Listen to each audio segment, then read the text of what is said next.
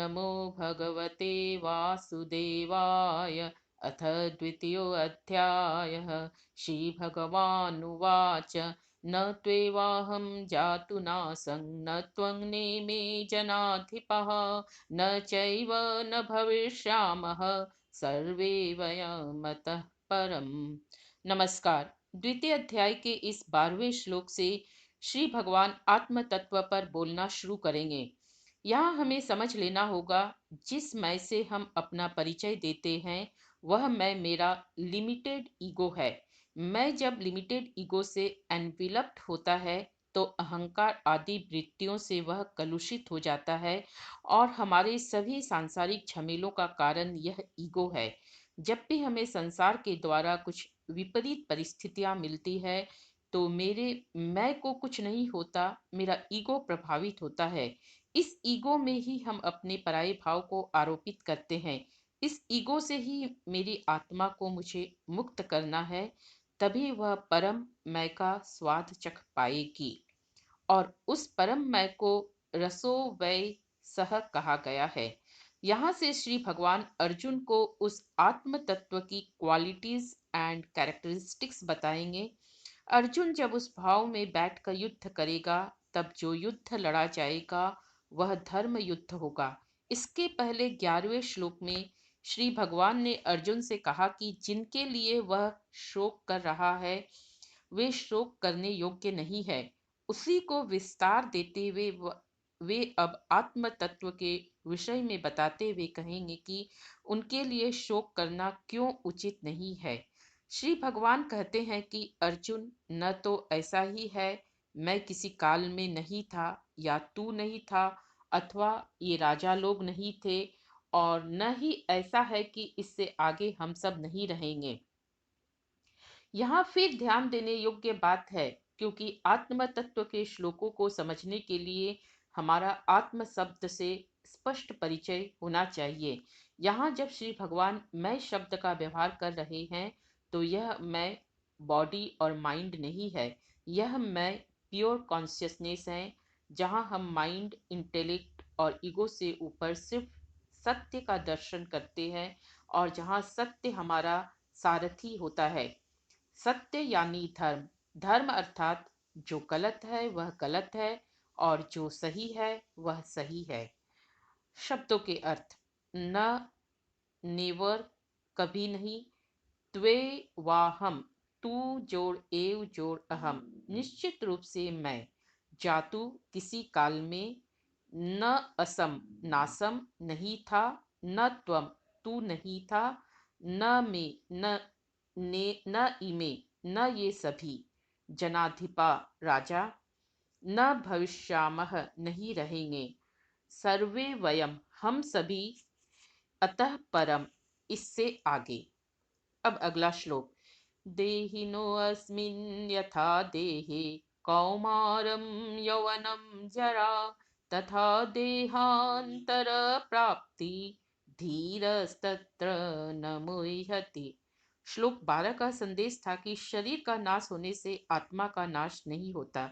अतः युद्ध में खड़े अपने स्वजनों के लिए अर्जुन का शोक उचित नहीं है। यहाँ श्री भगवान कहते हैं कि जिस प्रकार बालपन, जवानी और जरा अवस्थाएं आत्मा की नहीं होती, यह सब कुछ स्थूल शरीर अर्थात ग्रॉस बॉडी या फिजिकल बॉडी के धर्म है, उसी प्रकार एक शरीर से दूसरे शरीर में आना जाना भी आत्मा का नहीं होता, सूक्ष्म शरीर सटल बॉडी का होता है। अतएव जो इस तत्व को नहीं जानते वे ही शरीर का नाश होने पर शोक करते हैं। धीर पुरुष जो इस सत्य को जानते हैं वे दुखित नहीं होते। अब जरा स्थूल और सूक्ष्म शरीर को हम समझ ले। हमारी मटेरियल बॉडी या स्थूल शरीर 5 भूतों या 5 एलिमेंट से बनी होती है। पृथ्वी, जल, तेज, वायु और आकाश। सूक्ष्म शरीर सटल, साइकोलॉजिकल और फंक्शनल बॉडी है। इस शरीर में हमारी समस्त कामनाएं, क्रोध, लोभ, मद, मोह, ईर्ष्या रहते हैं। अभी हम इसकी डिटेल चर्चा नहीं करेंगे। श्रीमद् भगवत गीता के 7वें अध्याय में श्री भगवान ने स्वयं इनके विषय में हमें बताया है। शब्दों के अर्थ। देहिनः जीवात्मा, अस्मि इस, यथा जैसे, देहे इस शरीर में, जरा वृद्धावस्था, तथा उसी प्रकार, देहांतर प्राप्ति अन्य शरीर की प्राप्ति होती है। धीरः बुद्धिमान या धीर पुरुष, तत्र उस विषय में, न मुह्यति मोहित नहीं होते। अगला श्लोक।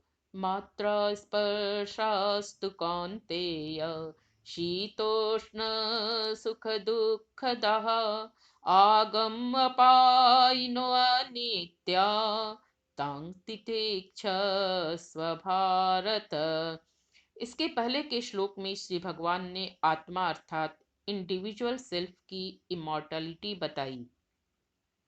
अब इस श्लोक में वे कहेंगे, इंद्रिय और उसके विषयों के संयोग से उत्पन्न होने वाले सुख दुख शीत और गर्मी के समान ही आने और जाने वाले हैं। अतः हे भारत, तुम उन्हें सहन करो। ये सुख और दुख क्षणभंगुर और अनित्य हैं।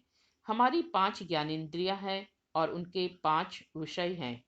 उन्हीं के संयोग को यहाँ स्पर्श कहा गया है और उनके संयोग से उत्पन्न विषयों को हम भोगते हैं और सुख दुख की अनुभूति से गुजरते हैं। ये 5 ज्ञानेंद्रियां आँख, नाक, कान, जिह्वा और त्वचा है और इनकी 5 मात्राएं या विषय हैं शब्द, स्पर्श, रूप, रस और गंध।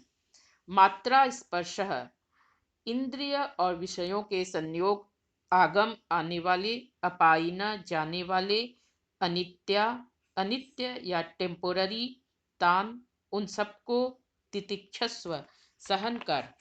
अगला श्लोक।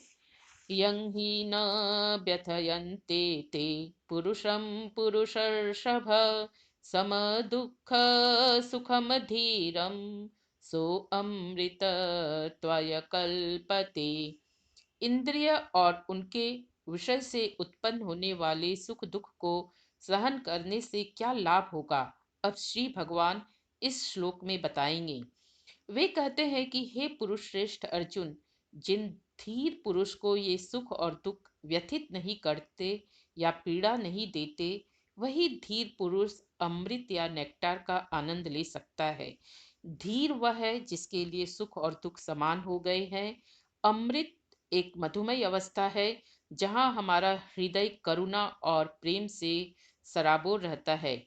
इस अवस्था को हमारे उपनिषदों में ऋषियों ने बहुत सुंदर से बताया है। इस अवस्था में व्यक्ति को बोध होता है, मधुवातारितायते मधु क्षरन्ति सिंधवः, मधुवत पार्थिवम रजः, अर्थात चारों ओर से मधु वायु बह रही है, समुद्र से मधु क्षरित हो रहा है और यह पृथ्वी जो हमारी माता है, इसकी रज भी, इसकी धूल भी मधु के समान ही है।